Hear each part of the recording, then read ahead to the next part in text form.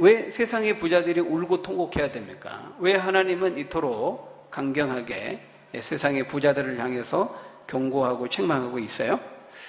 그거는 부 자체가 악하기 때문입니까? 아니죠.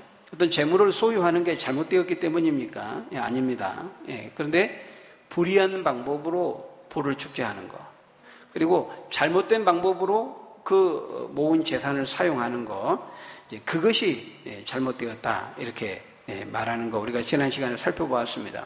그러니까 그들이 돈을 버는 부분에서 잘못되었고 돈을 쓰는 부분에서 잘못되었어요. 오직 자기 자신의 그 사치와 방종을 위해서, 거기 5절에 보면 자기만의 호의호식을 위해서 사용한 거, 그게 이제 잘못됐다는 거예요. 자기가 가지고 있는 많은 음식이 막 다 썩고 부패하고 녹이 슬고 그래서 버릴지언정 가난한 사람들과는 나누지 않았죠. 또 4절의 말씀에 보면 품삯을 주지 않고 착복하는 방식으로, 그런 아주 불의한 방식으로 이제 재물을 모은 겁니다. 또한 6절에서 말씀하고 있는 것처럼 자신들의 사적인 이득을 위해서 잘못이 없는 의인들을 정죄하고 죽이기까지 했죠. 여기 의인이라고 하는 것은 하나님 믿는 성도들을 가리키는 겁니다. 그래서 오늘 보면 7절에서 말씀하고 있는 그러므로 형제들아 라고 할 때 그 형제들이란 어떤 사람들이에요? 이 세상의 부자들, 권세자들, 힘 있는 자들에 의해서 고난을 당하고 바로 박해를 당하고 억울한 일을 당하는 예수 믿는 성도들을 가리키는 겁니다. 그 성도들에게 사랑하는 형제들이요, 많이 힘들지만 조금만 더 참으십시오. 조금만 더 오래 참아야 됩니다. 그렇게 권면하고 있는 겁니다. 여러분, 이제 초대교회 당시에 많은 성도들은 이렇게 노예나 종과 같은 사회적인 이 약자의 신분을 갖는 출신들이 많았습니다. 또 히브리서 10장 34절에 있는 말씀처럼 그 예수 믿는 것 때문에 소유와 직장을 잃고 또 옥에 갇히는 그런 경우들이 많이 있었죠. 다른 것 때문이 아니라, 뭘 잘못해서가 아니라 예수 믿는 것 때문에 그런 많은 고난과 박해와 또 시련과 어려움을 그렇게 부당하고 불의한 그런 손해와 고난을 당해야 되는 경우가 많았다는 거예요.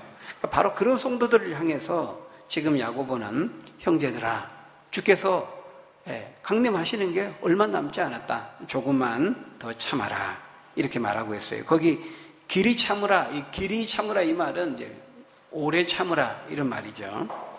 여러분, 우리가 고난과 시련을 참고 견딜 때 뭐가 힘듭니까? 그 기간이 짧지 않고 오래 계속된다는 것이 참 힘들죠. 근데 실제로 그 기간이, 시련의 기간이 길 수도 있고 그렇게 길지 않은데도 막상 고난과 시련을 당하면 더 길게 느껴집니다.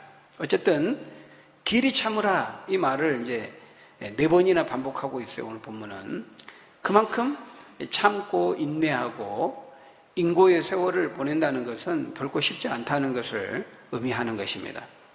하지만 그런 많은 어려움에도 불구하고 믿음 안에서 주님 때문에 주님의 말씀의 길을 고수하고 말씀의 좁은 길을 가다가 시련을 겪고 또 그렇게 인내하는 사람은, 참는 사람은 반드시 하나님께서 그 인내의 대가를 주시고 또 누리게 하시겠다 약속하고 계시는 겁니다.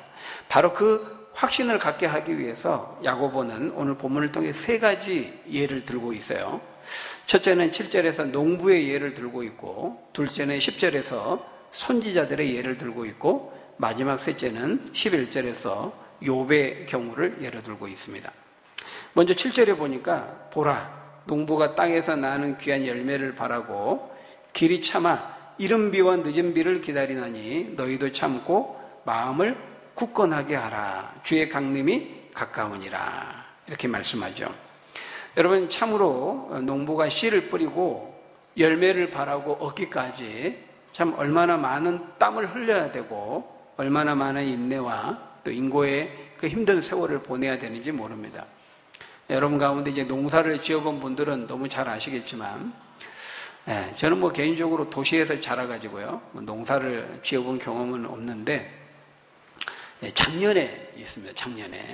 작년에 제가 뭐 농사라고까지 할 수는 없지만은, 우리 교회 이제 한 집사님이 여기 저 호반 베르디움 그 뒤쪽에 가면은 산에 이렇게 올라가다 보면 그 산 그 초입에 이렇게 텃밭을 이렇게 이제 구획해가지고 조그맣게 구획해가지고 임대를 해주고 주말 농장처럼 이제 하는 데가 있어요. 뭐 가보셨는지 모르겠습니다만은.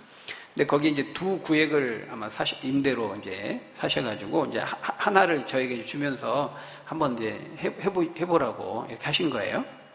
그래서 제가 생전 처음 태어나가지고 뭐 씨앗하고 이제 모종을 사가지고 이제 아내랑 은서랑 가서 이제 심은 겁니다. 세 사람이. 이제 처음 해봤어요. 근데 거기다가 이제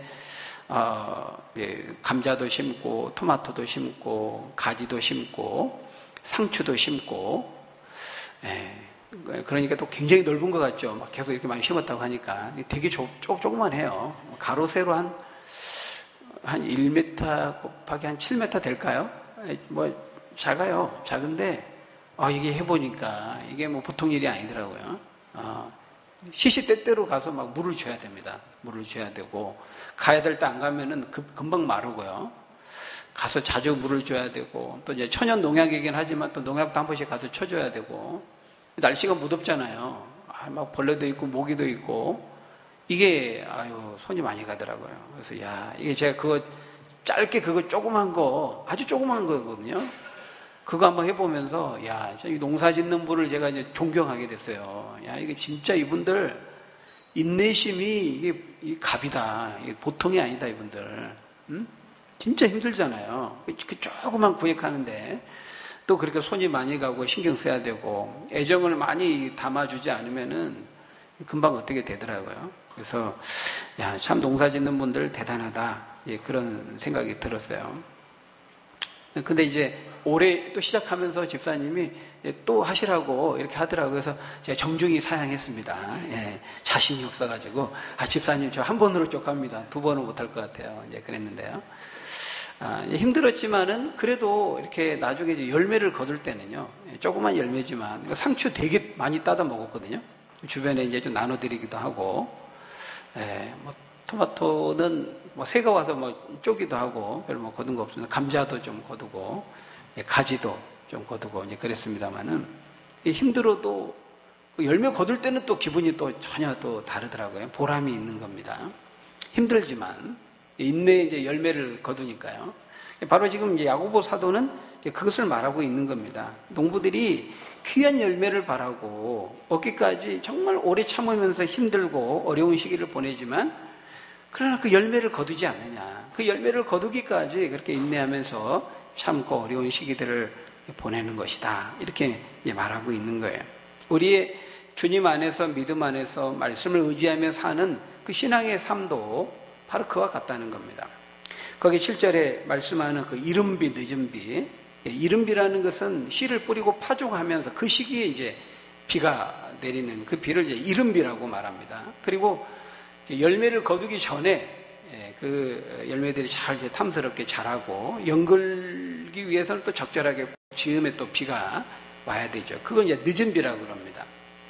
그러니까 농사가 어려운 것 중에 하나가 뭐냐면 바로 이제 이런 것들이 있죠. 이른 비가 내려야 될 때, 또 늦은 비가 내려야 될 때, 그 적절한 타이밍에 또 비가 내려야 되는 겁니다. 근데 농부가 그거 마음대로 통제할 수가 없잖아요.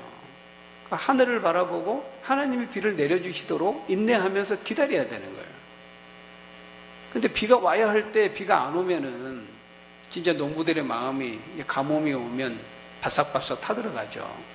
그 가뭄이 오면 논두렁이 막 갈라지잖아요. 쩍쩍 갈라지잖아요. 근데 비가 와야 될 때 막 안 오면 지금 이제 자라야 되는데, 마르고 타들어가니까 농부들의 마음도 막 쩍쩍 갈라지는 거죠. 그게 참 농사가 힘든 겁니다. 농부들의 육체적인 것도 힘들지만 마음도 힘든 거예요. 마음도. 자신의 어떤 통제력을 벗어나는 거니까. 그래서 하늘을 바라보면서 하나님이 비를 내려주시도록 적절한 때에 적절한 비를 내려주시도록 인내하면서 기다릴 수밖에 없는 것이죠. 그런 것처럼 우리 성도들도 예수 그리스도 안에서 믿음으로 살아간다는 것이 뭐냐? 때로 우리가 세상으로부터 고난을 당하고 시련을 당하고 박해와 어려움을 당한 그때라도 우리는 하늘을 바라보면서 하나님을 바라보면서 하나님이 주신 약속을 의지하면서 인내하고 기다려야 된다는 거예요. 어떻게 하면서 기다려야 됩니까? 거기 보니까 마음을 굳건하게 하면서, 거기 8절에 보니까요, 그렇게 말씀하죠. 우리 8절 한번 같이 읽어볼까요? 시작. 너희도 길이 참고 마음을 굳건하게 하라. 주의 강림이 가까우니라. 마음의 고삐를 단단히 잡고 좌로나 우로나 치우치지 말고 요동하지 말라는 거예요. 여러분, 이게 안 되면 어떻게 될까요? 거기 9절에서 말씀하는 것처럼 원망하게 돼요. 사람은 원망하고, 또 환경 불평하게 되고, 또 하나님을 향해서 원망하게 되는 거죠.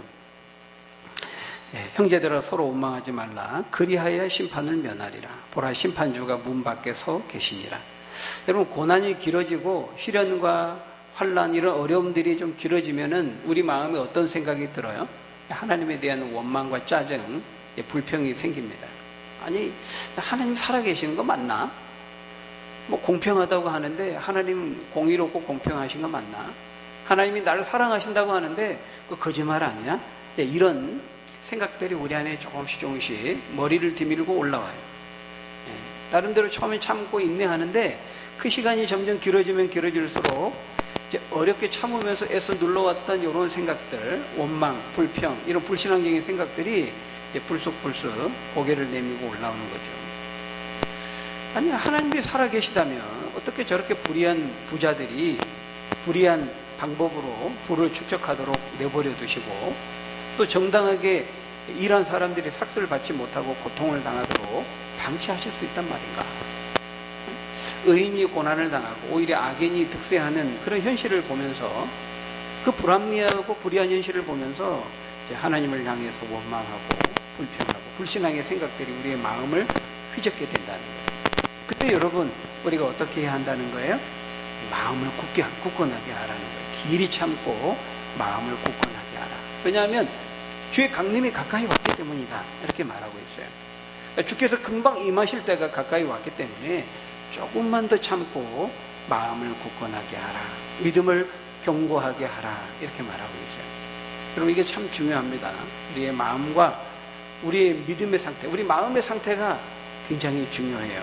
그러니까 사탄은 어떻게 하든지 할 수만 있으면 우리 마음속에 이런 원망하고 불평하고 불신앙적인 생각들을 집어넣어가지고 우리의 마음을 다 휘저버리려고 하거든요. 그 사탄이 어떻게 했어요? 가룟 유다에게 예수를 팔 마음을 집어넣었다, 이렇게 말하잖아요. 그런 것처럼 우리 안에 이런 원망, 불평, 불신앙의 생각과 마음들로 우리 속에 집어넣어서 우리의 마음을 다 휘저어버리려고 하는 거예요.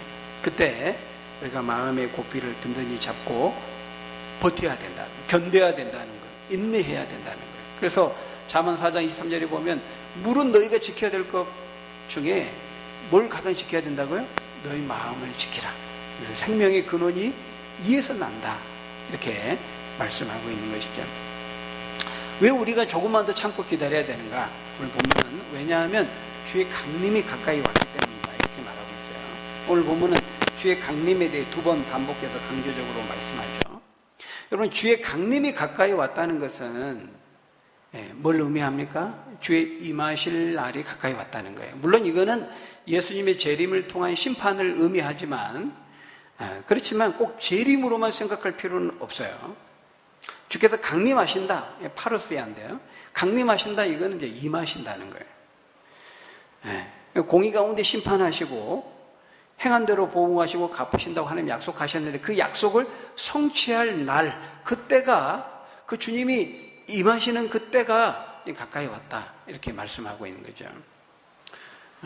우리 그런 얘기 하잖아요. 막 장난치고 떠들고 놀던 학생들, 야, 선생님 떴다, 막 이런 얘기 하잖아요. 속된 말로. 이제 그겁니다. 하나님이 뜨는 겁니다. 하나님이 뜰 때, 하나님의 뜨실 날이 가까이 왔다는 거예요.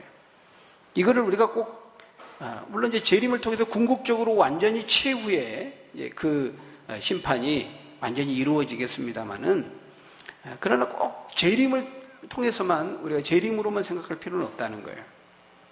죽어서만 심판이 이루어지고 재림을 통해서만 심판이 이루어지는 것은 아니죠.